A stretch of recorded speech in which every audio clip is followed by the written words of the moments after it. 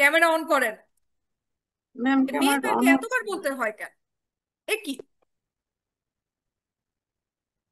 Ma'am এখন camera on হচ্ছে আমাদের না। এটার সাথে যে কোনো সার্কিট যখন তুমি তৈরি করবা, তখন আমাদেরকে অলওয়েজ ওই সার্কিটের সাথে গ্রাউন্ডের একটা কানেকশন দিতে হয়।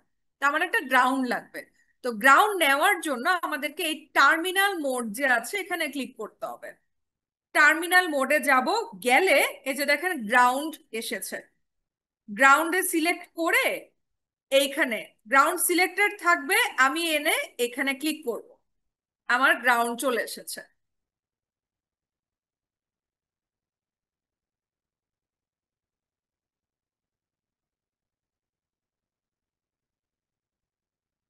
ফারহানা শিকদার, আপনাকে আমি আর 1 মিনিট পরে রিমুভ করে দিব।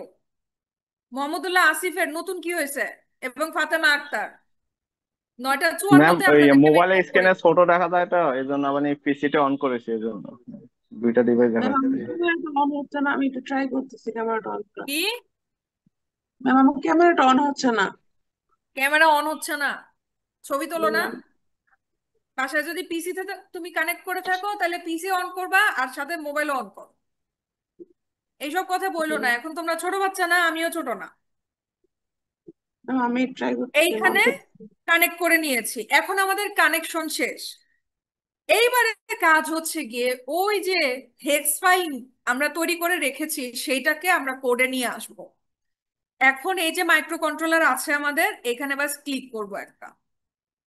ক্লিক করলে, সরি আমি তো টার্মিনাল মোডে আছি, সিলেকশনে যেয়ে নিই।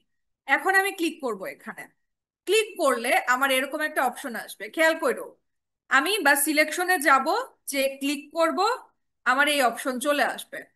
এইখানে দেখো 12 আছে, তো আমি কোড করেছি 11.0592, আমি এটা লিখে নিব। আর এইখানে দেখো প্রোগ্রাম ফাইল নামে অপশন আছে খালি। এই যে এই হলুদ রঙের বাটন আছে, এখানে ক্লিক করব আমি। করার পরে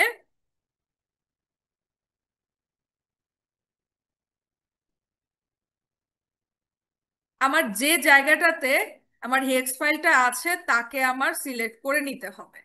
এই হেক্স ফাইলটা আমি সিলেক্ট করে নিই, নিয়ে ওপেন। এখন আমার হেক্স ফাইল চলে এসেছে। এতটুকুই কাজ, এরপরে বাস ওকে। তাহলে কি করলাম? এখানে ক্লিক করেছি, তারপরে এখানে ফ্রিকোয়েন্সি চেঞ্জ করেছি, আর আমার হেক্স যে ফাইল আছে সেটাকে সিলেক্ট করে নিয়েছি। দ্যাটস ইট, আমাদের কাজ শেষ। এখন যেটা করব, এই যে এই পাশে প্লে বাটন আছে, এখানে ক্লিক করব। আসেন দেখি কাজ করে কিনা।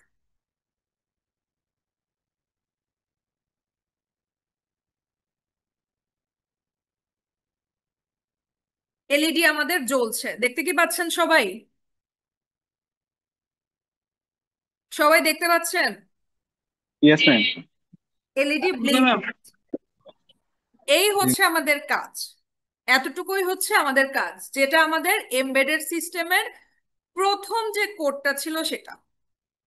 এবং তুমি এমবেডেড সিস্টেমের যতগুলো প্রোগ্রাম করবা সবগুলাতেই সার্কিটটা তৈরি করতে হবে, এবং এরপরে তোমাকে সার্কিটের সাথে ওই হেক্স ফাইলটাকে কানেক্ট করতে হবে। এক একটা হেক্স ফাইলের কোড কিছুটা চেঞ্জ হবে, বাট মূল বিষয় হচ্ছে একই। সবাই বুঝেছি? সবাই বুঝতে পেরেছি? বলেন তো এই লুপটা কি ধরনের লুপ? এখানে যে লুপ হচ্ছে যার কারণে ব্লিঙ্ক হচ্ছে বারবার, এটা কি ধরনের লুপ জানো?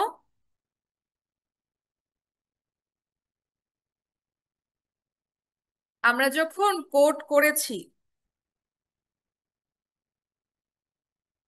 আমি তোমাদের সাথে পুরো স্ক্রিনটা শেয়ার করছি।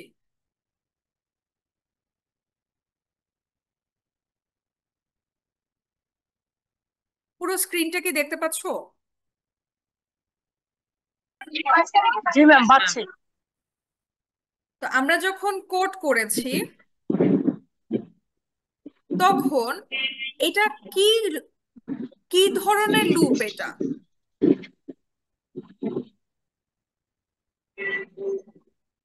লুপটা কি ধরনের লুপ?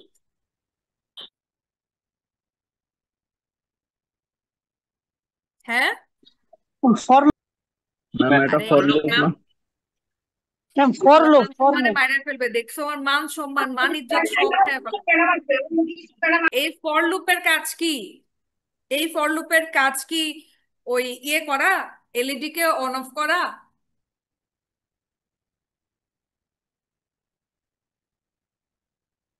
এই ইনফাইনিটিভ ইনফিনিটিভ বা ওকে, হ্যাঁ ইনফিনিটি লুপ বা ইনফাইনাইট লুপ, হামিদা ঠিক লিখেছে ইনফাইনাইট লুপ, কিন্তু সেটা হচ্ছে এই হোয়াইল লুপটা। হোয়াইল লুপটা, হোয়াইল হচ্ছে এন্ট্রি কন্ট্রোল এখানে আছে, এক্সিট কন্ট্রোল এখানে কিছু লেখা নাই। হোয়াইল দিয়ে লিখে রাখছি ওয়ান, এক্সিটের জন্য কিছু কোনো কন্ডিশনে আমি দেই নাই যে এই ঘটনা হইলে লুপটা ব্রেক করবে, এরকম কিছুই লিখি নাই। এই লুপ চলতেই থাকবে, এটাকে বলা হয় ইনফাইনাইট লুপ। আমার এই লুপে শুধুমাত্র এন্ট্রি কন্ট্রোল আছে, অর্থাৎ লুপে প্রবেশ আছে, কিন্তু লুপে এক্সিট করার কোনো অপশন নাই। আমি যতক্ষণ না পর্যন্ত এইখানে আমার যে সিমুলেশন হচ্ছে, ও তোমরা তো দেখছো না, সরি, এইখানে আমার যে সিমুলেশন হচ্ছে এটা যতক্ষণ না পর্যন্ত আমি হয় পজ করছি বা স্টপ করছি, ততক্ষণ পর্যন্ত আমার এটা চলতেই থাকবে। আমি যতক্ষণ না পর্যন্ত পজ অথবা প্লে করছি, ততক্ষণ পর্যন্ত এটা চলতেই থাকবে। আমি এটা আবার প্লে করব, আবার আমি প্লে করব, যতক্ষণ না আমি ম্যানুয়ালি অফ অথবা অন না করে দিচ্ছি ততক্ষণ এটা চলতেই থাকবে। এটা হচ্ছে ইনফাইনাইট লুপ। এলইডি ব্লিঙ্ক হচ্ছে এই কারণে। আর এই যে লাল কালো, লাল কালো একটু চেঞ্জ হচ্ছে, একটু সময় লাগছে চেঞ্জ হচ্ছে হতে, তার জন্য আমার আসলে ডিলের প্রয়োজন। এটা হচ্ছে আমার ডিলে লুপ, এটা হচ্ছে ডিলে করার লুপ। আর এইটা হচ্ছে এলইডি ব্লিঙ্ক যে অলওয়েজ চলতে থাকবে তার জন্য। বুঝতে পেরেছেন সবাই? সবাই কি বুঝতে পেরেছেন? কারো কোনো যদি প্রশ্ন ম্যাম থাকে আমাকে বলতে পারেন।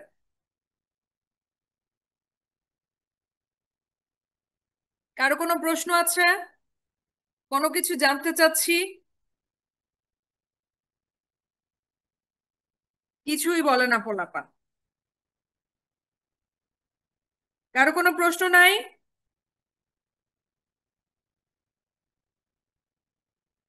এটা কি সব বের হয়ে ম্যাম গেছে? পরেরটা, ম্যাম পরেরটা কি লুপ বলছিলেন? এই যে এই ফর লুপটা, জি ম্যাম। ফর লুপ হচ্ছে ডিলে, ফর লুপ জি ম্যাম। হচ্ছে ডিলে লুপ। আমি একটু কোশ্চেনটা বের করে নিই, দাঁড়াও। ফর লুপটাকে বলা হয় ডিলে লুপ, আর হোয়াইলটাকে বলা হয় হচ্ছে ইনফাইনাইট লুপ।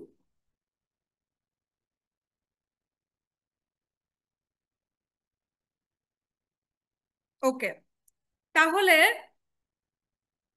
আমাদের 1 নাম্বার যে কোয়েশ্চেন ছিল, এমবেডেড সিস্টেমের design and develop a reprogrammable embedded computer using 8051, এতটুকুই হচ্ছে কাজ।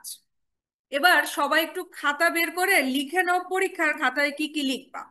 আমি একবার বলে দিচ্ছি, প্রত্যেকটা এক্সাম মানে প্রত্যেকটা এক্সপেরিমেন্টের জন্য সেভ,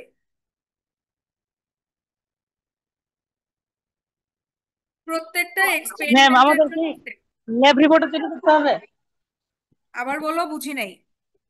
ম্যাম ল্যাব রিপোর্ট তৈরি করতে হবে, ল্যাব রিপোর্ট। ল্যাব রিপোর্ট তোমাদের আগে পরীক্ষার রুটিন মানে পরীক্ষার ইয়ে দেখ, এক্সাম দেখ, ইয়ে তো কি যেন বলে এটাকে, রুটিন দেখ। এর পরে হচ্ছে আমি তোমাদের দেখি যদি সময় সুযোগ থাকে আমি বলবো ল্যাব রিপোর্ট করার জন্য। আমার ল্যাব রিপোর্ট তো আজ পর্যন্ত একবারও তোমাদের করাই নেই, সবসময় বাইচেই গেছো। কোনোদিন যদি এনইউ থেকে আমারে ধরে আমি ফাইসে যাব, আসলে তোমাদের তো রেজাল্ট হয়েই গেছে। নিয়ম হচ্ছে এগুলো রাইখে দিতে হয়। মাঝে মাঝে এনইউ র্যান্ডমলি বলে অমুক সেমিস্টারের ল্যাব রিপোর্ট গুলো আমাদেরকে পাঠান চেক করার জন্য, আর আমি তো বিশেষ করে তোমাদেরকে করাই নাই। যদি কখনো এনইউ আমার কাছে চায় আমি ফাঁসে যাব আসলে। ওকে, একটু খাতা বের করে লিখে নেন। খাতায়, পরীক্ষার খাতায় কি কি লিখতে হবে? 1 নাম্বার, এক্সপেরিমেন্ট নেম লিখতে হবে। এক্সপেরিমেন্ট নেম লিখতে হবে। 2 নাম্বার হচ্ছে তোমাকে সোর্স কোড লিখতে হবে। এক্সপেরিমেন্ট নেম লিখতে হবে, সোর্স কোড লিখতে হবে। 3 নাম্বার হচ্ছে তোমাকে তোমার অ্যাপারেটাস বা কম্পোনেন্ট যা যা আছে সেগুলো লিখতে হবে।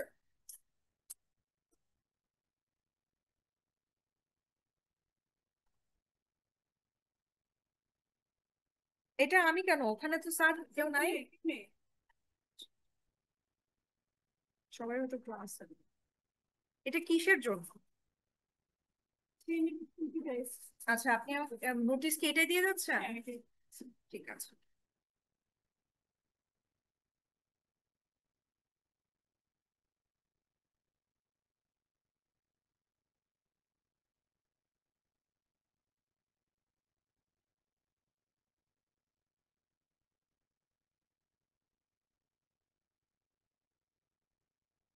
ওকে,